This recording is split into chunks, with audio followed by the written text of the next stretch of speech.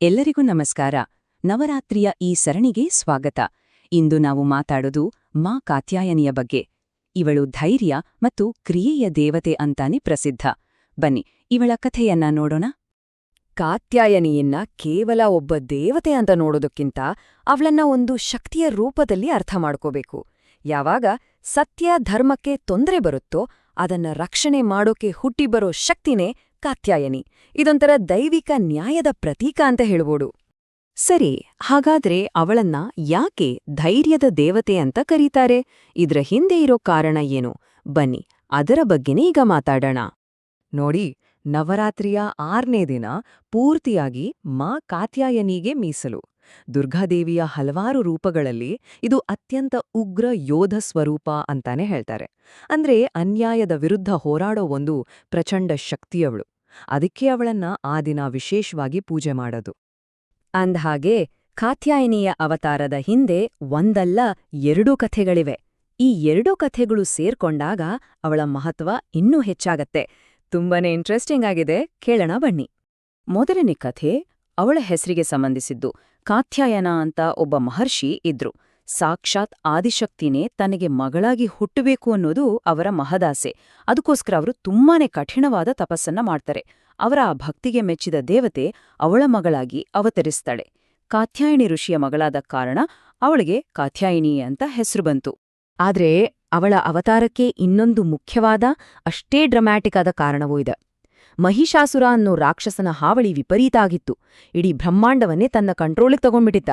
ದೇವತೆಗಳೆಲ್ಲ ದಿಕ್ಕಾಪಾಲಾಗಿದ್ರು. ಆಗ ಎಲ್ಲ ದೇವತೆಗಳ ಶಕ್ತಿ ಒಟ್ಟಾಗಿ ಸೇರಿ ಒಂದು ದೊಡ್ಡ ಬೆಂಕಿಯ ಜ್ವಾಲೆಯನ್ನ ಸೃಷ್ಟಿ ಮಾಡುತ್ತೆ. ಆ ದಿವ್ಯ ತೇಜಸ್ಸಿನಿಂದಲೇ ಮಾ ಕಾತ್ಯಾಯನಿ ಹುಟ್ಟಿದ್ದು, ಮಹಿಷಾಸುರನನ್ನ ಸಂಹಾರ ಮಾಡೋಕೆ. ಸರಿ, ಅವಳ ಹುಟ್ಟಿನ ಕಥೆಯನ್ನ ನೋಡಿದ್ವಿ. ಈಗ ಅವಳ ರೂಪ ಹೇಗಿದೆ? ಅವಳ ಸ್ವರೂಪದಲ್ಲಿರೋ ಪ್ರತಿಯೊಂದಕ್ಕೂ ಒಂದೊಂದು ಅರ್ಥ ಇದೆ. ಬನ್ನಿ ಅದನ್ನ ನೋಡೋಣ. ನೋಡಿ, ಅವಳ ಪ್ರತಿಯೊಂದು ಲಕ್ಷಣಕ್ಕೂ ತುಂಬಾನೇ ಆಳವಾದ ಅರ್ಥ ಇದೆ. ಅವಳು ಸವಾರಿ ಮಾಡೋ ಸಿಂಹ, ಅದು ಅವಳ ಧೈರ್ಯ ಮತ್ತೆ ಶಕ್ತಿಯ ಸಂಕೇತ. ಕೈಯಲ್ಲಿರೋ ಖಡ್ಗ, ಅದು ದೈವಿಕ ನ್ಯಾಯವನ್ನ ಸ್ಥಾಪನೆ ಮಾಡುತ್ತೆ. ಅವಳ ಕೈಯಲ್ಲಿರೋ ಕಮಲ ಶುದ್ಧತೆ ಮತ್ತೆ ದೈವಿಕ ಕೃಪೆಯನ್ನ ಸೂಚಿಸುತ್ತೆ. ಇನ್ನು ಅವಳ 2 ಕೈಗಳು, ಒಂದು ಆಶೀರ್ವಾದ ಮಾಡಿದ್ರೆ ಇನ್ನೊಂದು ಭಯ ಪಡ್ಬೇಡಿ, ನಾನಿದ್ದೀನಿ ಅಂತ ರಕ್ಷಣೆ ಕೊಡುತ್ತೆ. ಅವಳ ರೂಪವನ್ನ ನೋಡಿದ್ವಿ, ಆದ್ರೆ ಅದರ ಹಿಂದಿರೋ ಆಧ್ಯಾತ್ಮಿಕ ಸಂದೇಶ ಏನು? ಅದನ್ನೇ ಕ್ರಿಯೆಯ ಶಕ್ತಿ ಅಂತ ಕರೆಯೋದು. ಅದ್ರ ಬಗ್ಗೆ ಈಗ ಮಾತಾಡೋಣ.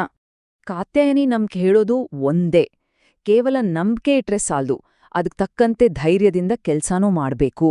ಅಂದ್ರೆ ಬರೀ ಪ್ರಾರ್ಥನೆ ಮಾಡ್ತಾ ಕೂರೋದಲ್ಲ, ಯಾವುದು ಸರಿನೋ ಅದಕ್ಕೋಸ್ಕರ ಧೈರ್ಯವಾಗಿ ಒಂದ್ ಹೆಜ್ಜೆ ಮುಂದಿಡ್ಬೇಕು, ಆಕ್ಷನ್ ತಗೋಬೇಕು. ಅದೇ ಕಾತ್ಯಾಯನಿ ತತ್ವ.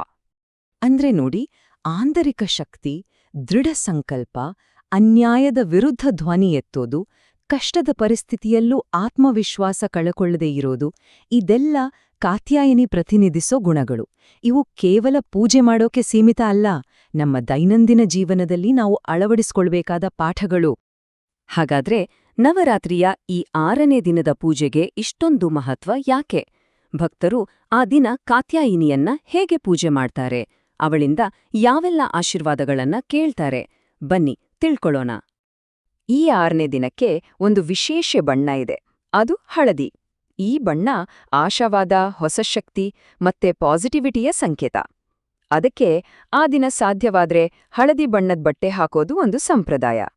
ಭಕ್ತರು ಸಾಮಾನ್ಯವಾಗಿ ಕಾತ್ಯಾಯನಿಯನ್ನ ಪ್ರಾರ್ಥಿಸೋದು ಯಾವುದಕ್ಕೆ ಅಂದ್ರೆ, ಜೀವನದಲ್ಲಿ ಬರೋ ಅಡೆತಡೆಗಳೆಲ್ಲ ದೂರಾಗ್ಲಿ ಅಂತ, ತಾವು ಮಾಡೋ ಕೆಲ್ಸದಲ್ಲಿ ಧೈರ್ಯ ಸಿಗ್ಲಿ, ಯಶಸ್ಸು ಸಿಗ್ಲಿ ಅಂತಾನೂ ಕೇಳ್ಕೋತಾರೆ. ಅಷ್ಟೇ ಅಲ್ಲ, ಸುಖಕರವಾದ ದಾಂಪತ್ಯ ಜೀವನಕ್ಕಾಗಿಯೂ ಮತ್ತು ನೆಗೆಟಿವ್ ಎನರ್ಜಿಗಳಿಂದ ರಕ್ಷಣೆ ಸಿಗ್ಲಿ ಅಂತಾನೂ ವಿಶೇಷವಾಗಿ ಪ್ರಾರ್ಥನೆ ಮಾಡ್ತಾರೆ.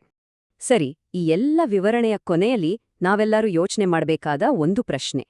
ಕಾತ್ಯಾಯಿನಿ ಅನ್ಯಾಯದ ವಿರುದ್ಧ ಹೋರಾಡೋ ಶಕ್ತಿ ಅಂತ ನಾವು ನೋಡಿದ್ಲಿ. ಹಾಗಾದ್ರೆ ನಮ್ಮ ಸುತ್ತಮುತ್ತ ನಡೆಯೋ ಯಾವ ಅನ್ಯಾಯ ನಮ್ಮನ್ನ ಧೈರ್ಯದಿಂದ ಒಂದು ಹೆಜ್ಜೆ ಮುಂದೆ ಇಡೋಕೆ, ಕ್ರಿಯಾಶೀಲರಾಗೋಕೆ ಪ್ರೇರಣೆ ಕೊಡುತ್ತೆ?